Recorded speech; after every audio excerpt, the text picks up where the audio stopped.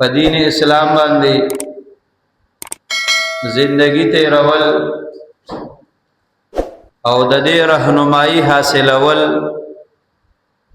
دا د مسلمان او د مؤمن فریضه ده.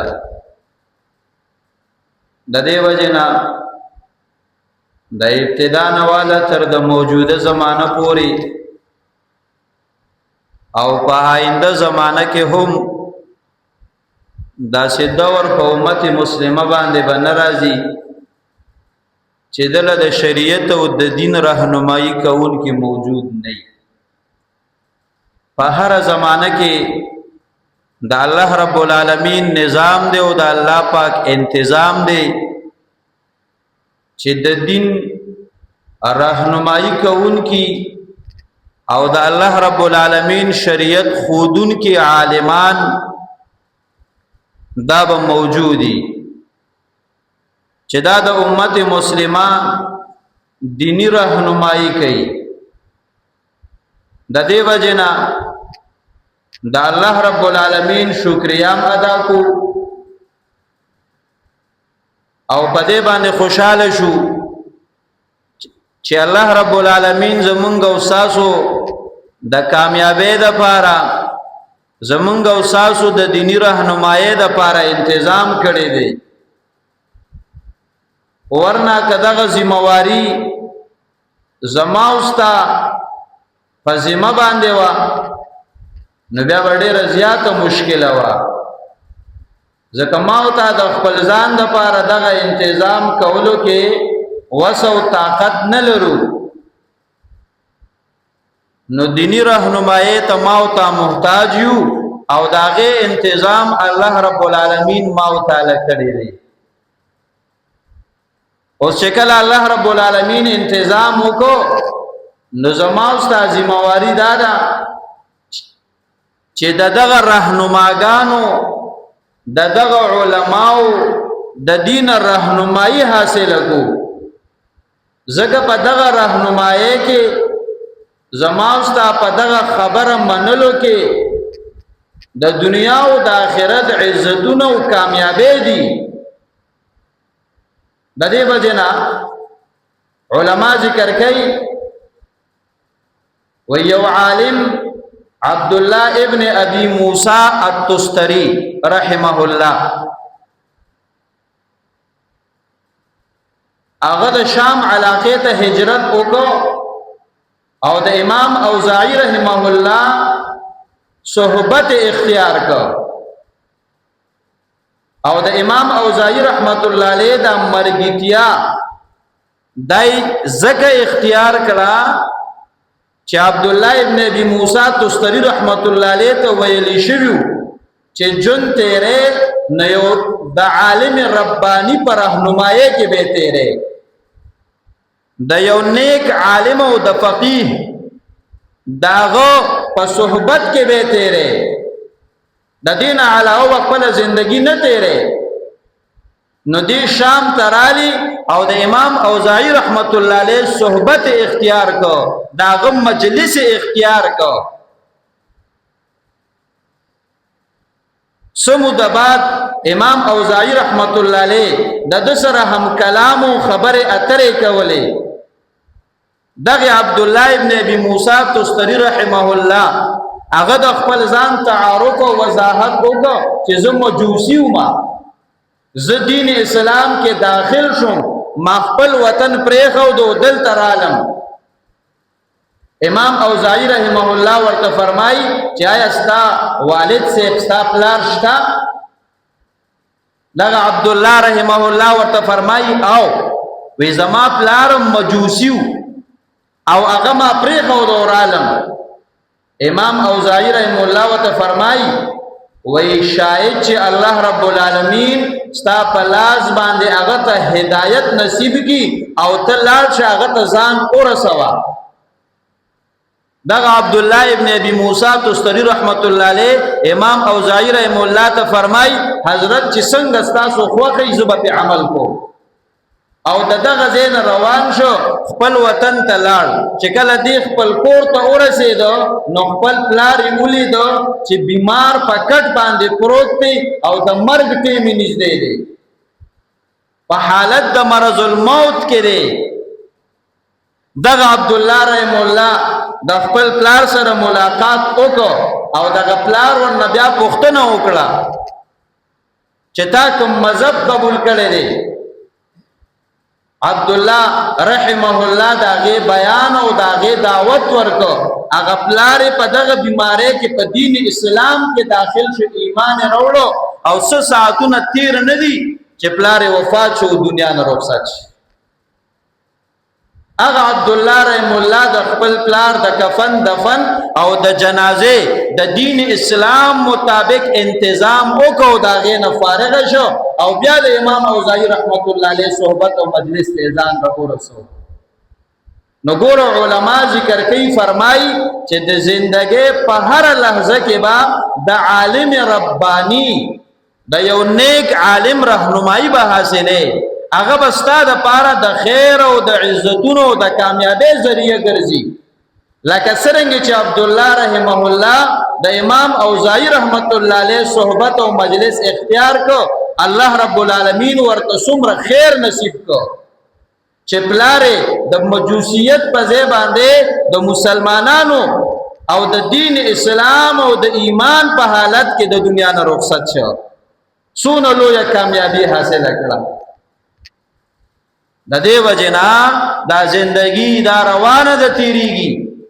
که زما استاد د کور زندگی ده، که زما استاد معاشره ده، که زما استاد غم ده، که زما استاد خادي ده، که انفرادي او اجتماعي زندگی ده، او کوم معاملات او معاشرت او کاروبار او تجارت او نوکری دي، او که رعایت او کو بادشاہان دي، دا ټول پټول به د عالم ربانی نه رهنمایي حاصلای. داغینه به دینی اصول معلومای. هارون الرشید بادشاہ دومره لوی بادشاہت یو، علما د تاریخ ذکر کوي او دا خبر مونږ بار بار وایو چې کله په اسمان کې به وریځ اولیدا، نو وریځ ته به وی چې اے وریځ ز په کوم ځای باندې چې باران اورو او کوم زمکه غلره وټو کوي، هغه غلبه د هارون الرشید د بادشاہ خزانه ته راځي. ته زما د سلطنت او د بادشاہت د سرحد نه نشي وتلی.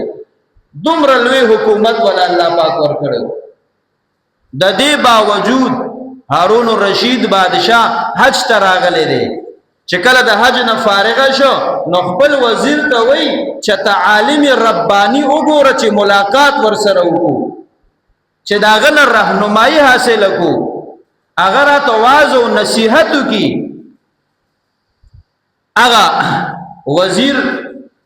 یو لوی عالم عبدالرزاق ابن حمام رحمه الله دا غم منت او سماجت وکړو او د بادشاہ د پاره د ملاقات سټیمونه ته واغستل. هارون الرشید بادشاہ راغی عبدالرزاق ابن حمام رحم الله تا او هغه ته وی حضرت ما ته نصیحت وکا، مال دینی رهنمایي راکا. دغه وزیر هغه فرمایي وی عبدالرزاق ابن حمام رحم الله لګیا دی هارون الرشید بادشاہ تا واعظ او نصیحت کوي، دینی رهنمایي او اصول ورته بیانوي، د آخرت یاد ورته کوي. او هارون الرشید بادشاہ دازی په دې ځمکه باندې توغړیږي او جاړي لکه یو مار چې په ځمکه باندې توغړیږي. داسې بے مجال دی، داسې په یو درد باندې ککړ وګرځیدو او د هغه عالم هغه نصایح او نصیحتونه او د هغه موعظت هغه اوري او جړي. نګوره که یو عام رعایه دی، هغه د عالم رهنمایي ته محتاج دی، او که بادشاہ دی د هارون الرشید پشان دی، هغه د یو عالم رهنمایي ځان لګوري چې یو عالم ماته فکر آخرت راکی، ماته زما د دین رهنمایي وکړي، ځکه دا زما استا د دنیا او د آخرت د عزت او د کامیابی باعث او ضامن دی. د دې وجنا په هر زمانه کې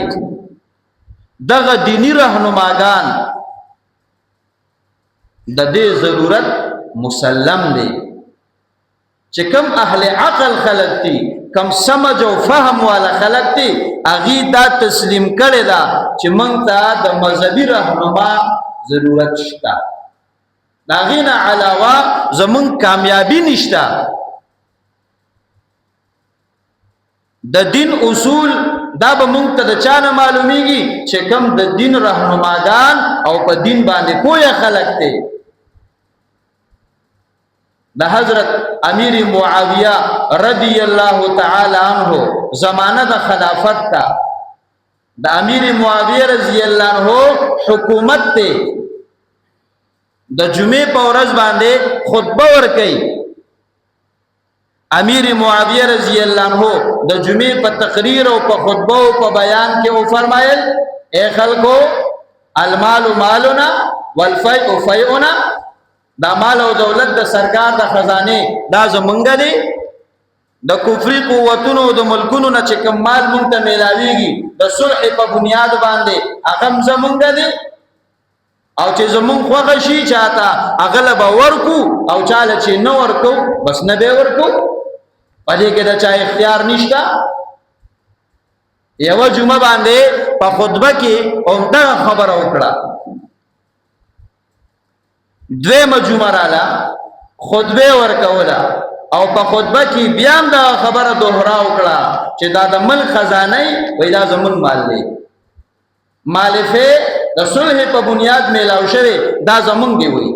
وای که زما خوخی خوزه به چاله ورکم او کمی خوخه نه چاله نه ورکو او د مجمع کې هم دا وای پدری مجمع باندې بیا د الفاظ ظهرا وکړو چې کله پدری مجمع دا الفاظ وی نو چې کم سامعين موجودو یو کس باسه دا وای کلا امیر صاحب دا څنګه دا وای دا څنګه دا وای ان المال مالنا والفیء فیئنا دا مال د خزانه دا زمون د رعایو دی دا ستانه دی د صلح په بنیاد چې زمون وطن ته ملکی خزانه ته کم مال رالی دا زمون دی دا ستانه دی او وکتی زمون سره تقسیم نه کې د رعایو حقونه نه ادا کې نو د توري په زور به د نوالو د توري په زور به د نوالو چې کوم سامعين نور موجود دي هغه ټول سره فکر شو چې د امیر معاویه رضی الله عنه په وړاندې دا سنیغ جواب ورکول امیر معاویه رضی الله عنه د خطبه نه فارغ شو منځ او شو نو بیا پیغام ولېږي دا سړی راولي هغه سړی حاضر کړو خلق په انتظار دي زمون خدا کار دی کرا مونږ چې څه چل بکیږي اوس ګوره چوکه به ورته نیولې مخکې دا مونږ په خپل ذهنونو کې فیصله کړې چې دا به سر کی دا به سر کی او انتظار نه کوو چې مخکې بکیږي څه دا هغه موقع انتظار نه کوو د مخکې نه خپل جانچ پړتال مو کړی او غیره ته حرف آخر ښکاری چې بس دا اخیره فیصله ده بل د سره سوچ نه دي چې څه بکیږي نو ټول خلکو سره فکر دی هغه سړی راوستو او امیر معاویه رضی الله عنه ځان سره په تخت باندې کېنو د بادشاہي په تخت د ځان سره کېنو او وی فرمایل وی الله رب العالمین دې دا سړی ژوند دی کی وی د ز ژوند دی کړم ان الله احیاه یقینا الله دې ژوند دی کی ولی وی د ز ژوند دی کړم او به او فرمایل وی دا د جناب نبی کریم علیه السلام مبارک نامه د بدو حکمرانانو چې کوم د جهنم خشاک ګرځي دا غوی متعلق اوریدلیو چې غیب منمانه فیصله کوي چې څه دا غوی پړه کې راځي هغه فیصله وکړي د شریعت د الله رب العالمین قانون تبنو ګوري وای داسې حکمرانان دا د جهنم خشاک دی نوې ما پړومبنه جمعه باندې یو مسله بیان کړه د شریعت خلاف وا چاره ته غوونه کو پدېمه جمعه من مسله بیان کړه د شریعت خلاف وا چاړو زو منونه کړه او په دا درېمه جمعه باندې مې بیا مسله بیان کړه وای ما سره فکر و چې یا الله اسې نه چې زم په هغه حکمرانو کې ما هغه بادشاهانو کې ما چې د جهنم خشاک پکې جوړي. نو وای دی بندا دا رجل چې پاسې دو مال جواب راکو او زما منه وکړه نو وای د ژوندې کړم چې شکر دې د هغه بادشاهانو چې کوم کردار او صفت ته هغه په ما کې نشته زما د پاره منع کون کې موجود دی او د هغه بادشاهانو د پاره منع کون کې وسو کم نه بس چې څه فیصله وکړه هغه به کړی هغه بیا څوک نشي بدلولای.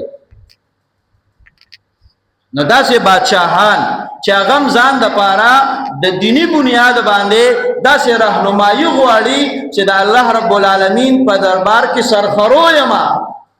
سره د بادشاہت اسنه چې د دینی راهنمایي نه محروم پاتې شه. نګوره کرے عایدی عوام دي که بادشاہان دي دوی ځان د پاره دینی راهنمایي غواړي دوی ځان د پاره او دینی مشر غواړي او دا زما او ستاره لپاره ضروری دی. د دې وجنا زمونږ استادو په معاشره کې که یو کس راولګي او بل ته د دین په بنیاد باندې خبره وکړه نو زمونږ رد عمل سي مونږ وي دا ته د صفات راغلي دا ستا په لمن باندې مونږ کیږي تا خو مصلی پاوا کړي وي وته زما په قبر کې سملې سو مونږ دا خبره کوو یو بلتا او د دین لږ وړاندې چلال شي مسلمان دومره کمزورې ته راغلی دی که یو مسلمان په ګناه کې اختی کنه نو بل مسلمان دا همت نشي کولی چې ورته وای دا مکوه کوي شي نه وي کبل سو کې منکی هغه ته وای الکه دا سړی بدمخ دی وای مو آی وتا طالب وګورې سن چې بیزتی وکي د سیدا کړه دا د مسلمان حیثیت دومره را پرې وته چې یو مسلمان بل مسلمان ته دا نشي ویلي چې دا ستاسو کار غلط دی دا مکوا نو دا یو خو کمزوري دی نو دا بل خدي هغه ته چی وی هغه وي ته زما قبر کې سملی او هغه به تا ته په جواب کې سوي ورته چې مړه دسه دسي ورته دسه نه کې الکه دا الله بندا ما خو تا ته نیک خبره وکړه دا چې دسه کوم تر اته وای بل ټیم کې چې تم دسه کې دسه مکوا نو زه به دسه نه کوم ها پدې کې څه دي او په دینی بنیاد باندې د یو بل سره د یو بل راهنمایي کول تعاونوا علی البر والتقوى د یو بل سره الله فرمایي په نیکی او په تقوا کې تعاون کوي دا سړي یو بل ته د دین لار خودل دي. عمر فاروق رضی الله تعالی عنہ په زمانه د خلافت کې یو کس راغی عینه ابن حسین دا په هغه زمانہ د صحابه کرامو کې وو او مفتی تقی عثماني سے دامت برکاتهم اغي فرمای وې د اخر پورې د اصلاح نشوا د ذهن چېونه هغه پاک نشو حالانکه په هغه معاشره کې پاتې کېده وې دې را خپل ورارتا حر بن قیس رضی الله تعالی عنہ دا ورارو دا خلق مسلمانو دا عمر فاروق رضی اللہ عنہ چې کوم د مشورې کسانو دی پاغي کې او د عمر فاروق رضی اللہ عنہ د مشورې کسان قراو لوی قاریان لوی عالمان اغي سره به مشوره کوله اگر چې هغه به نوجوانو او چې زبردست عالم او قاری وو هغه په شورا کې داخلو اگر چې سپینګری وو او چې زبردست قاری او لوی عالم په شورا کې به داخلو. دا عینه ابن حسین د خپل ورارته وای چې استاد دغه کس نه دی د امیر عمر فاروق رضی الله عنه سره تعلقات دي ما ور سره میلاو کا هغه به ټیک دا دغه حر بن قیس رضی الله عنه دغه خپل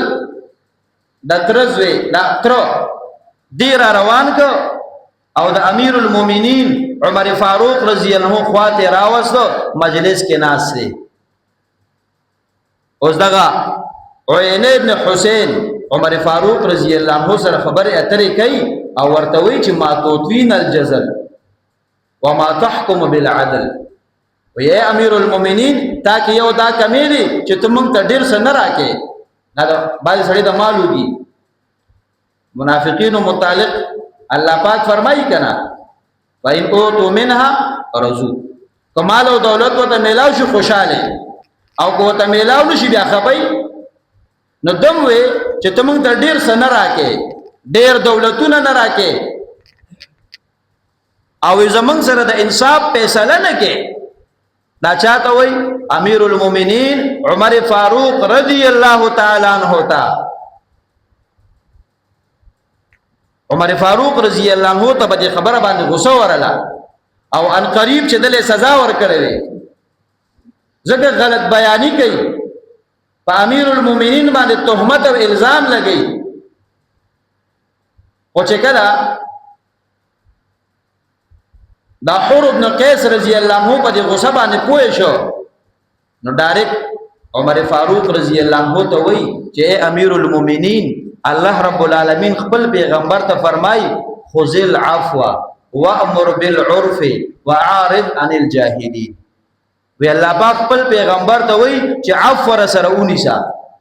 د نیکه حکم کوا او جاهلانو نه مخ واړوا، هغه ته سمو آیا او وی دا جاهل دی. وی چې کله عمر فاروق رضی الله عنه د قرآن آیت واوریدو نو امام بخاری رحمت الله علیه فرمایي کان وقافا عند کتاب الله. دا الله د کتاب خبره چې براله بس عمر رضی الله عنه په پزی باندې ودرې، بیا مجال شته چې هغه بل څه خبره وکړي. وی دا الله پاک د کتاب دغه آیات چې واوریدو د امیر المؤمنین رضی الله تعالی عنہ ټول غصه ختم شوه. ولې د الله پاک حکم د الله د کتاب آیات او د هغه حکم بیان شو، امیر المؤمنین خپل غصه پرې خوده. اوس داسې راهنمایي که ما او تا ته میلاو شو تا ته څوک ووایي چې ستا دا کار غلط دی او د الله او د الله پیغمبر داسې ویلي دي نو ما او تا خپله د جاهلیت دا پښتو پرېږدو. مونږ تاسو په هغه بېدینۍ باندې نورم کله کېږو، حالانکې دا زما او ستا یو غلط اقدام دی. عمر فاروق رضی اللہ عنہ په زمانه د خلافت کې خطبه ورکړي او صحابه کرامو ته یو مسئله بیان کړه چې دا تاسو نکاحونه ګرانوي، مہرونه ډیر زیات تړي، نو چې کله مہر زیات شي دا یاد ساته نکاحونه چې کله مہرونه سیوا تړل کیږي، ډیمانډونه زیات کیږي د جانبینو نه او د خلکو په کې رائے لټول کیږي چې یاره دا مې کمزوري وکړو دا خلک پس وي نو بیا نکاحونه ګرانېږي. چې ته دې زمانه کې ورته وایې چې 15 تولې کالې وکړه بس بیا خو به مردارې راوړي کوي به نو دا په 50,000 حلالو پیسو کې غوڅوک دا نشي کولی. 50,000 روپۍ چې څوک حلالې ګټي په ایمان کې دا وکړي کېدای شي په 1 لک کې هم ګرانې چې لا کورم درته والی او بیا ته دا مطالبه مجدابم کې دابم کې یا د الګ کور جنې کور د جده بادام کې او دابم کې او دابم کې دا جهیز مطالب دا خبره ګرانیږي. نو چې ګران شي نو بیا به دا اوسنۍ معامله څنګه ده 115 کالو تورې سی واده دي عمر زیات شي. دا چې دا ساده زندگی وي مختصر کارونه وي نکاحونه به آسان، چې نکاحونه ګرانیږي او گناهونه آسانیږي. د خلکو رجحانات بیا گناهونو طرف ته ځي. عمر فاروق رضی الله عنه په هغه زمانه کې منع کوله وای دا مہرونه کم کې دا زیاتوي ما او بیا د هغې دپاره د صحابه کرامو معمول بیان کو، تعامل بیان کو. وای دا الله پیغمبرم نکاحونه کړي که نه، لوریان هم په نکاحونو ورکړي که نه، صحابه کرام هم نکاحونه کړي دي. د هغې مهر 400 روپۍ درهمو یا 1500 درهمو، د دې نه زیات د هغې معمول چاته نه دی راغلی. که چېرته د دې نه زیات مهر هغوی مقرر کړی دی نو د جناب نبی کریم علیه السلام د یو بیبي غالبا ام حبیبه رضی الله عنها مہر سیواو غالبا 4,000 درهمو 4,000 او هغه ولې سیوا هغه د حبشي بادشاہ ادا کړو نبی کریم علیه السلام نو هغه د حبشي بادشاہ هغه ادا کړو نور دا یاد دا مسله یاد ساته کده چا وس کیږي کنه نو هغه چې ارزونه مقرر کی باغی بندیز نشتا اصول دغه دي چې عام معمول دا نه دي نو عمر فاروق رضی الله عنه مسله بیان کړه او د خطبه نه راکوش نو یو بوډه زنانه و هغه وی اے امیر المؤمنین رضی الله عنه وی دا مسله دی بیان کړه الله رب العالمین قران کریم کې فرمایي چې وان اتیتم احداهن قنطارا کتا سو دی بیانو تا خزانیم په مہرونو کې ورکړي نو بیا ته نو ور طلاق او جدائی چې راشي نو بیا ته الینا دا دغه مہر دی تا ول خزانی ورکړي دي امیر المؤمنین الله پاک خزانی یاد کړي دي دون ډیرم ورکوي شي عمر فاروق رضی الله عنه منبر ته وخته زنانه صحیح مسله بیان او بیا و فرمایي چې دا سي زنانه چې هغه د دین نه خبرې نارینه خلاصه کې چې زنانه د دین نه خبرې موجودي کنا امت محمدیه بچرته بیلاری کیږي نو امیر المؤمنین ته راهنمایي ورکړې شو چې دا مسله داسې ده او بیا منبر ته وخته او داغه تصویب او تصحیح وکړه او داغه لږ وضاحت وکړه او د منبر نه راکوشو چې امیر المؤمنین دی او هغه خبره اومنله ولې دینی راهنمایي میلاو شو دا زما استاد لپاره درس او سبق دی کاغه دا عبد الله ابن ابي موسی تستری رحمت الله علیه دی که هارون الرشید بادشاہ دی که معاویه رضی الله عنه دی او که امیر المؤمنین عمر فاروق رضی الله عنه په سونو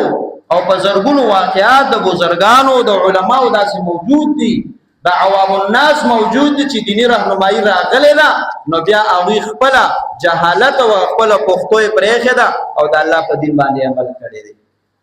دا زما استاد لپاره درس او سبق دی نو انشاءالله د خپل دین راهنمایي زده کول هغې باندې عمل کول او چې څوک د راهنمایي درکړي هغې سره دښمني مه کوه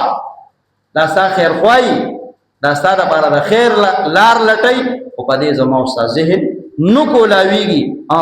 یو زمانه داسې ده چې ذهن به بیا کولاو شي هلته به کافران هم جاړي او ته به هم جاړې نو خو فایده خو نه کوي نو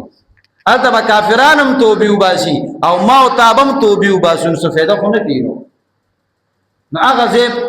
چې بیا خپیمانه کېږي نو دلته خپیمانه شه هغه دنیا به د بیا ښایستی الله دې زموږ ستاسو په حال باندې رحم وکړي